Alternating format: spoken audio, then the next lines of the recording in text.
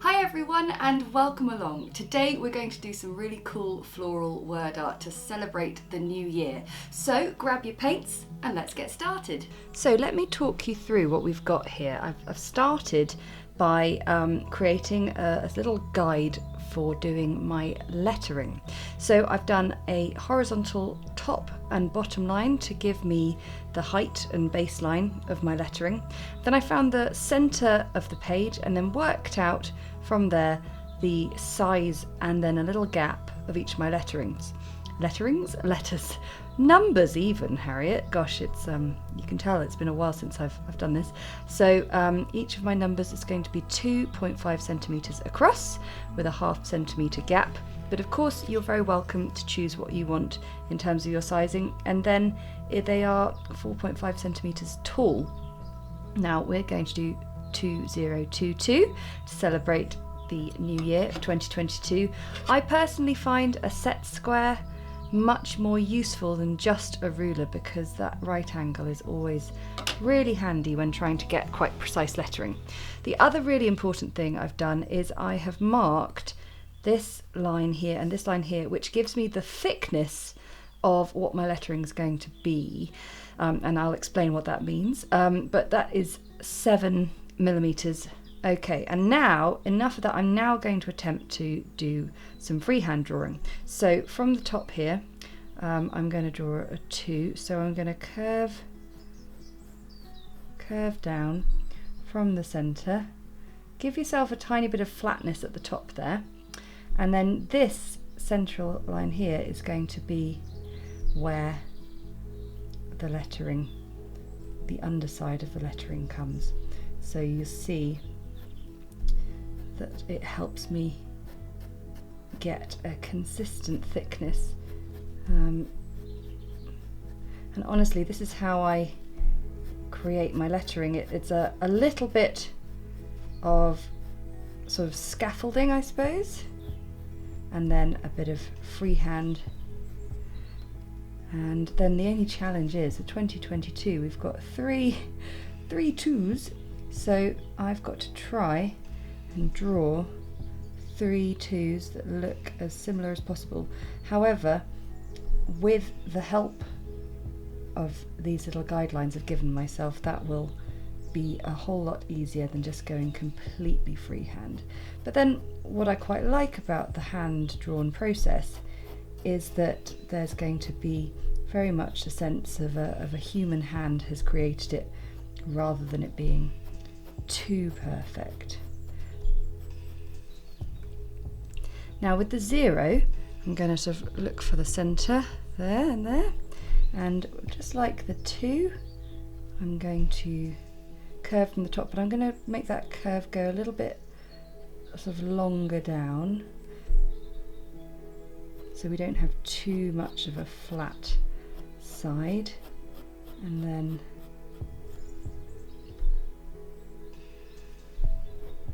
like this. And the nice thing is you can sort of sketch it out as you go, and these guidelines are just so helpful.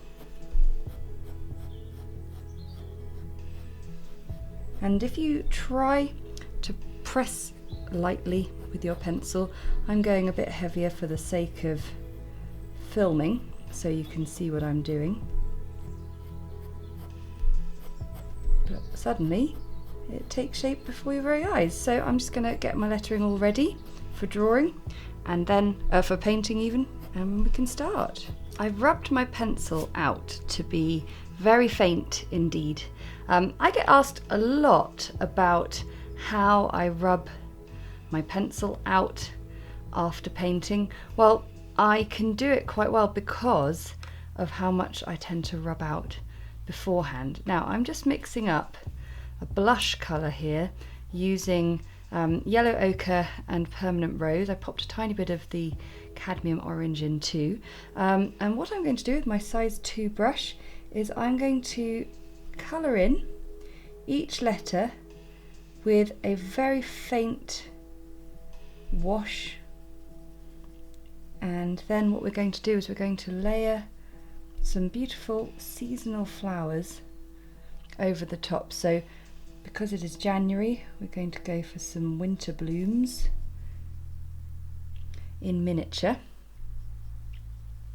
which will be fun. So I'm going to get these all coloured in. I'm going to choose a lovely sort of pastel colour palette for all of these. And the beauty is, even when you paint very, very faintly, when it dries, the crisp edges appear where the colour has sort of raced to the edge of the watery shape and created a beautiful, very fine outline. I'm going to use some Cobalt Turquoise, which is another favourite of mine. So again, getting it just watered down in the palette to then be able to paint it in nice and faint. Now if you put it on the page and you're like, oh, that's still a bit strong, just remove the water from your brush in the water jar or in by blotting it on your bit of kitchen roll.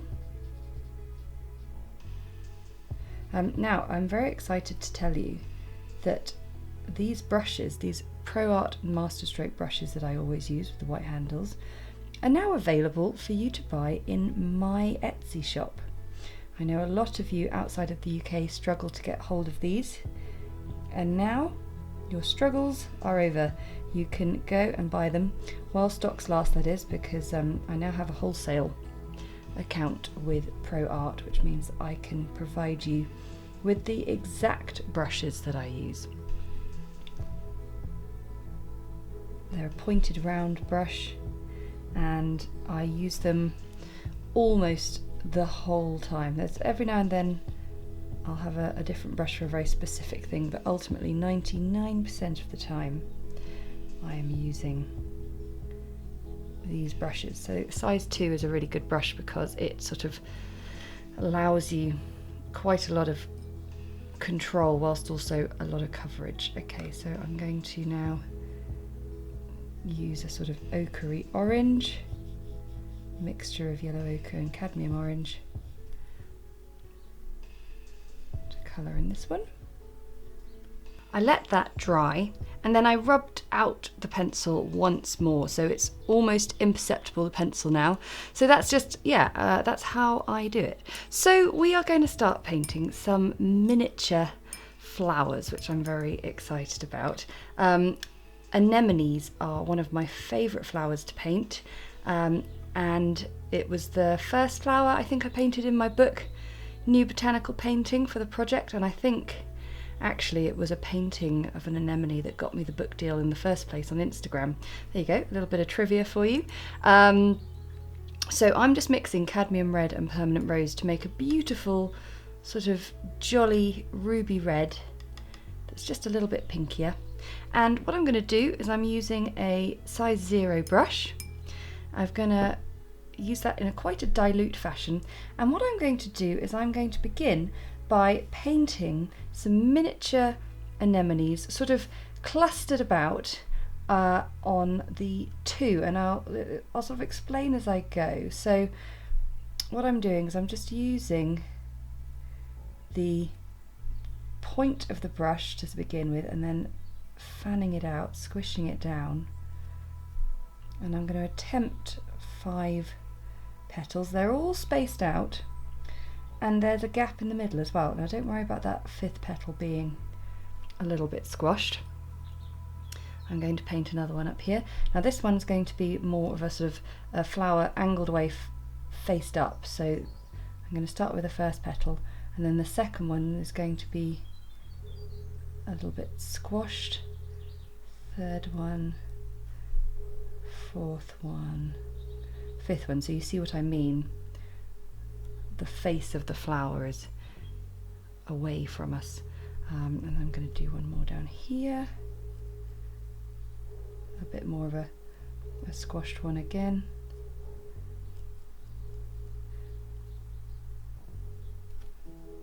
I think the most important thing for me with anemones is to just make sure there is that gap in the middle. Pop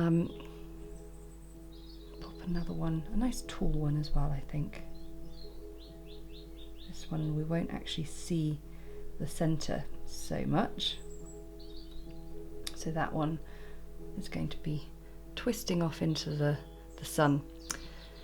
And we're going to let those just dry a minute. So we're going to move on to this 2 here, which we're going to paint some carnations on. Carnation is, I think, the official January birth flower, so that feels very appropriate. Now, you don't have to be matching the colour of your flower to the colour of your letter or number. Just make sure though that you're being considerate of the colour palette in general. So for me, I've made sure that that's a greeny blue rather than a sort of royal blue, and I'm going to therefore work in some Alizarin Crimson and maybe some orange as well. So miniature carnations, let me see. So they've got a wonderful sort of frilly petal, and then usually a bit more of a cup top. So let's do that again, shall we? So again, it's all about the white space. So we're creating a bit of almost like a tutu around a sort of invisible central point, and then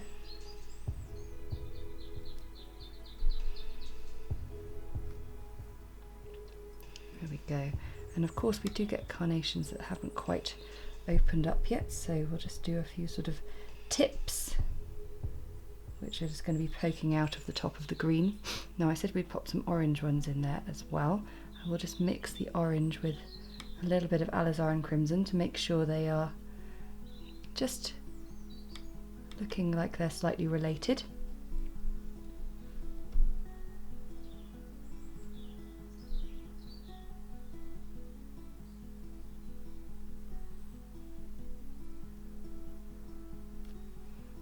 At the moment it probably all just looks like a bit of a weird kind of mess, but that's what a lot of watercolour looks like at the beginning.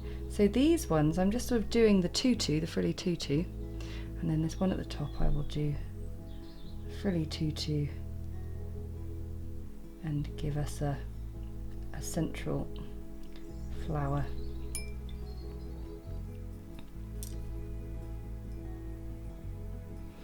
Okay, so I'm going to head back to my anemones. It's quite a sort of jumping around the place project this, but I hope you enjoy it.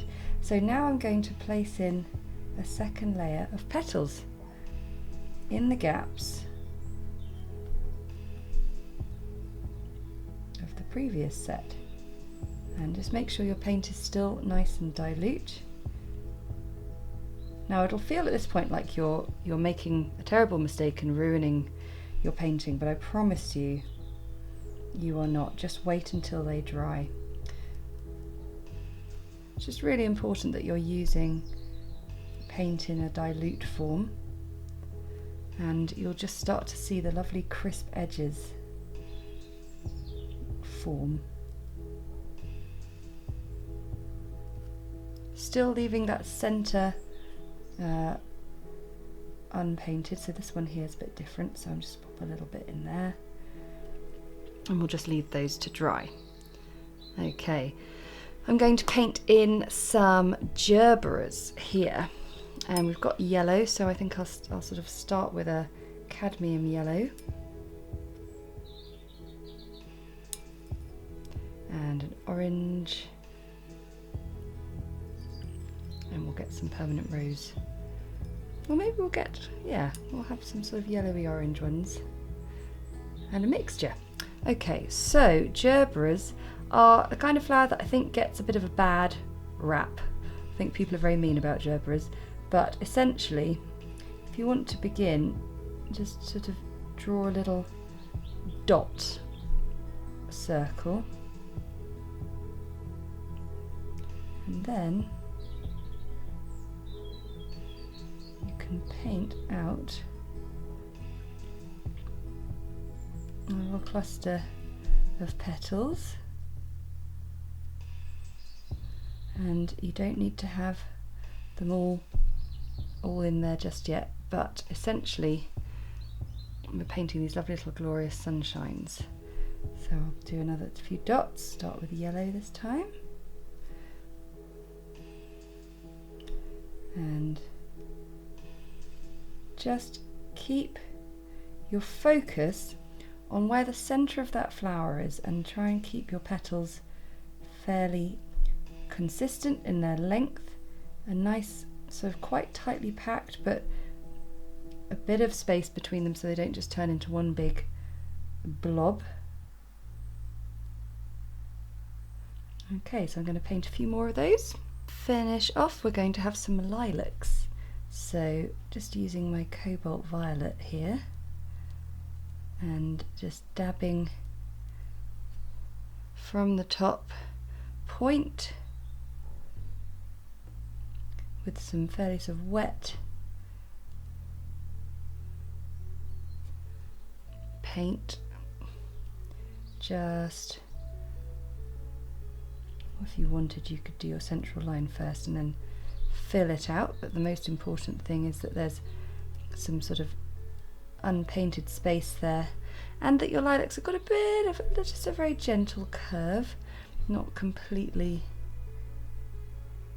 bold and straight and stiff. I also popped a few anemones in the lilac colour just there, just for a bit of continuity. So we're at the very sort of basic wash stage where everything is looking a little bit sort of simple, but that's absolutely fine.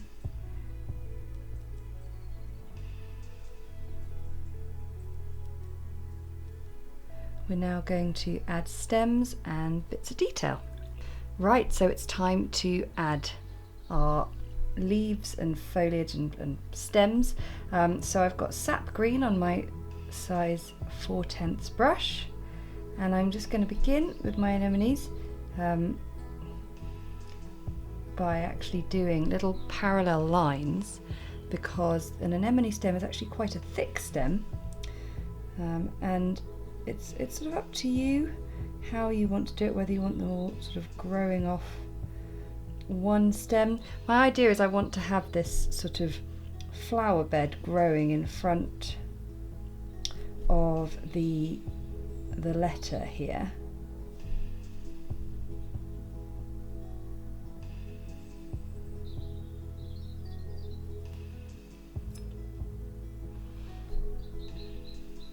What I love about anemones is that slight wobble you get in the stems.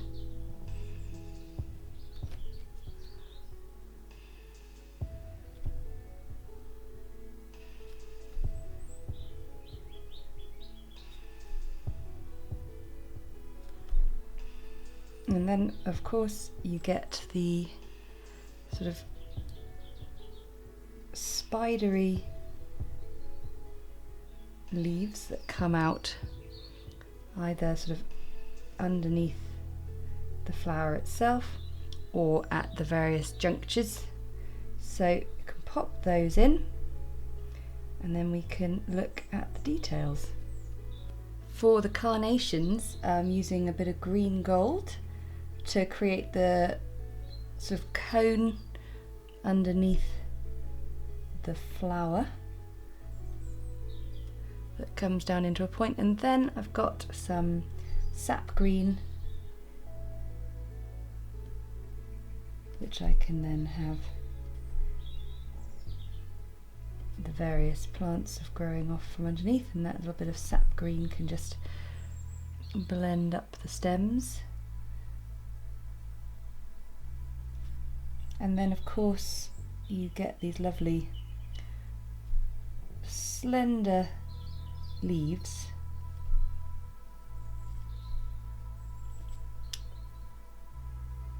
at the various junctures. Okay, so let's have another one.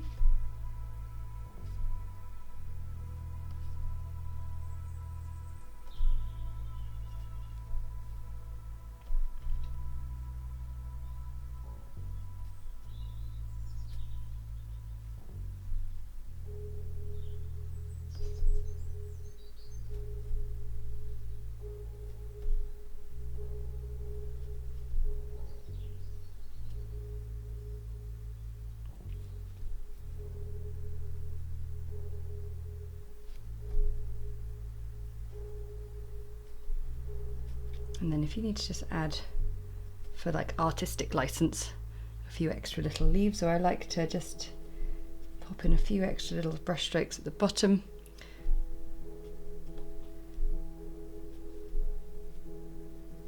Just like that. And now for the finishing touches. So you can see I drew in gerbera stems. They're exactly like anemones, but I just used some green gold. And then the lilacs just have a slender stem and then some leaves, just using the thicker side of your brush. So now let's look at some of the details. So the first thing I've done on all these anemones is I've just given them a very, very delicate permanent rose, just a little bit of that sort of line detail coming out from the centre, and then a little bit of Paynes Grey. Just wake that up a bit, there we go. A little dot of Paynes Grey in the middle, and a halo of dots around the edge to do a lovely simplified anemone seeds. For our carnations, I've taken a bit of the sort of more concentrated Alizarin Crimson and just used it to sort of edge the petals, both the orange and the pink ones. Just to give them all a little bit more definition.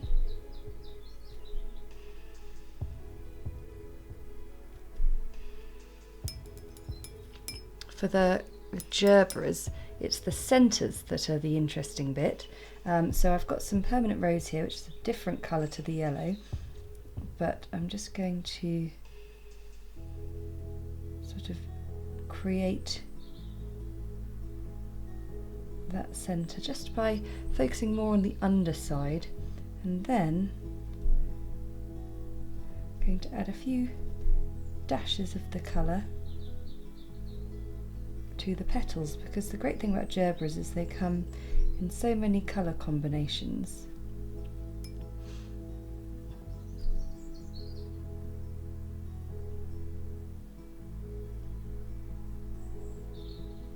That you can really sort of mix them up and make them your own. Sometimes you get the colours on the tips, which is quite fun, and also if you found your petals have sort of blended all into one a little bit.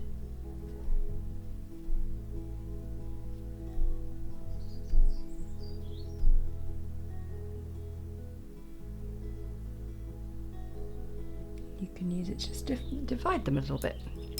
And then with the lilacs, I've just popped a little bit of French ultramarine blue into my Cobalt Violet and just adding a few dabs of that darker colour to the edges just to give them a little bit more definition, and some Paynes Grey in with my Sap Green for some leaf lines. Now the last thing, the funny thing is you go, oh well, I can't really see the 2022 anymore.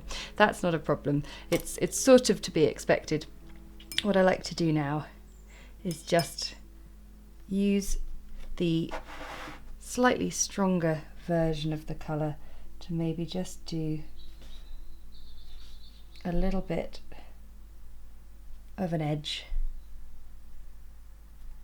where we can see it. I'm doing it in as few brush strokes as possible, just so you're not disturbing. So I'll just tilt the page around.